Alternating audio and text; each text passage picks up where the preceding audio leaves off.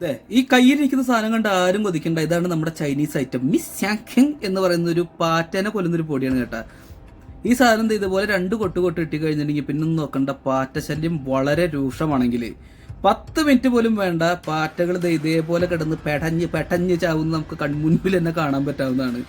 ഞാനിത് ഒരു പൊടി ഇട്ട് കൊടുത്തുള്ളൂ, അപ്പോഴേക്കും കണ്ട നമ്മുടെ പാറ്റക്കുട്ടന്മാരത് വരിയായിട്ട് ട്രെയിൻ കണക്കാണ് ഇത് ഇവിടെ അങ്ങനെ ചത്തുമെടുക്കുന്നത്. അതേ കിടക്കുന്നൊരുത്തൻ അവതിപ്പോൾ കഴിച്ചോളൂ എന്ന് തോന്നുന്നു.